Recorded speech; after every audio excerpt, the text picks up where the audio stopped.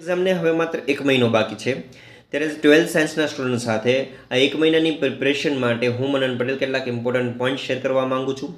First of all શું read કરવાનું છે, તો એનસીઈઆરટી ટેક્સ્ટ બુક જ આપણે ફોલો કરવાની હોય છે, પરંતુ તેમાં તમારા સબ્જેક્ટ ટીચર દ્વારા જે આઈએમપી ક્વેશ્ચન્સ આપવામાં આવે છે એને સારી રીતે તૈયાર કરી લેજો.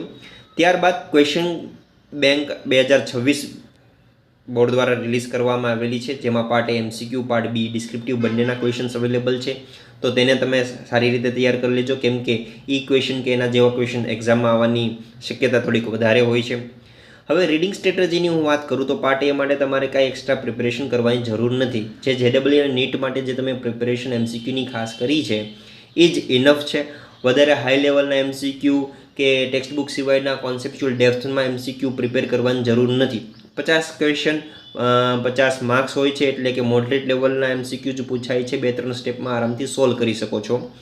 હા, 5-6 ક્વેશ્ચન જે અલગ રીતે પૂછાય છે એ કોન્સેપ્ટને અલગ સ્વરૂપ આપીને કે અલગ રીતે રિપ્રેઝન્ટેશન કરેલું હોય છે. જો તમે થિયરીને કોન્સેપ્ટને સારી રીતે સમજીને તૈયાર કરેલો હશે તો તમે એને આરામથી એ 5-1 ક્વેશ્ચનને સોલ્વ કરી શકશો.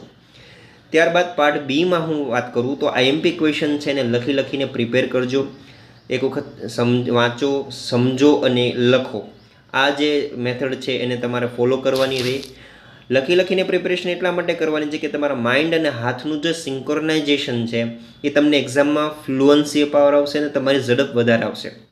ઝડપ ઉપરથી રાઇટિંગ સ્કિલ છે એ તમારી નોર્મલ જે સ્પીડ છે એની કરતાં થોડીક વધારે સ્પીડે લખવું જોઈએ ને એ ટેવ પાડવી પણ પડશે, કેમ કે તમારા એક્ઝામ દરમિયાન છે એ થોડોક ક્વેશ્ચન પેપર લેન્ધી પૂછ્યો હોય તો તમે એને ટાઈમ ટુ ટાઈમ કમ્પ્લીટ કરી શકો.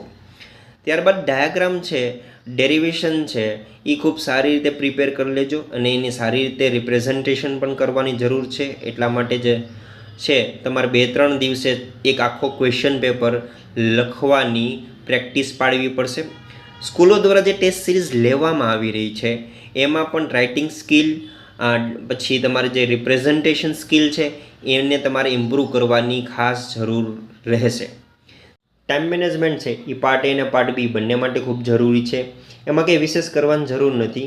ક્વેશ્ચન પેપર જેવો હાથમાં આવે છે ત્યારે તમારે એક આખો ક્વેશ્ચન પેપર છે એ વ્યવસ્થિત તમારે વાંચી લેવો જોઈએ. ત્યારબાદ એને 3 અલગ પાર્ટમાં ડિવાઈડ કરી અને તમારે એને સોલ્વ કરવાનું રહેશે.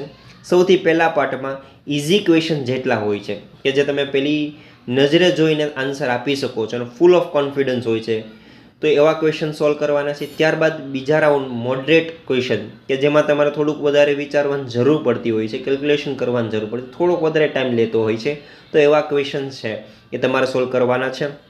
અને લાસ્ટમાં હાર્ડ ક્વેશ્ચન કે જે તમારે વધારે વિચારવું પડે છે, વધારે દિમાગ ઉપર જોર રાખવું પડે છે, મગજનું દહીં કરી નાખે છે, એવા ક્વેશ્ચન છે તમારે લાસ્ટમાં રાખવાના છે. સેમ પાર્ટ બીમાં પણ એવી રીતે કરવાની જરૂર છે કે સેક્શન એવો પહેલાં લખવાનો છે કે જે તમને ફૂલ કોન્ફિડન્સ છે અને આખો સેક્શન છે તમે સારી રીતે લખી શકો છો. ત્યારબાદ બીજો જે સેક્શન છે એ થોડોક ઓછો આવડતો સેક્શન છે, તેમાં થોડાક અંડર કોન્ફિડન્ટ હોય એવો સેક્શન, એમ કરીને સેક્શન લખવાના છે કે છેલ્લે એવો સેક્શન આવે કે જેમાં તમને એટલો બધો કોન્ફિડન્સ નથી.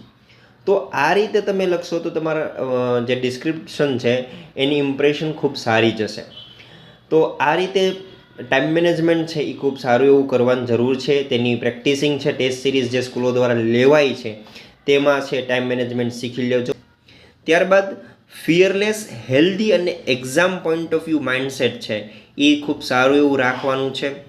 કેમ કે જો તમે અંડર કોન્ફિડન્ટ અને ટેન્શનવાળું, નર્વસનેસવાળું જો પ્રિપેરેશન એક્ઝામ 1 મહિના દરમિયાન કરશો તો એક્ઝામમાં કે તમારી ટેસ્ટ સિરીઝ દરમિયાન સિલી મિસ્ટેક્સ કે સિવિયર મિસ્ટેક કે રિપીટેડ મિસ્ટેક્સ થવાની ચાન્સ ખૂબ વધારે હોય છે કે જે તમારા ટાર્ગેટેડ માર્ક્સ કે તમારા ટાર્ગેટેડ ગોલ સુધી પહોંચવામાં રોકે છે.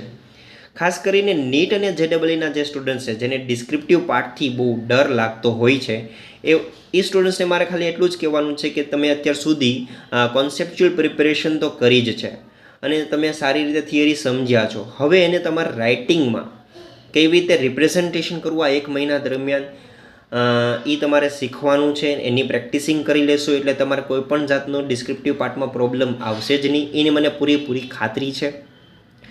કેમ કે board exam does not test your intelligence, they test your courage, confidence, discipline presentation and preparation also.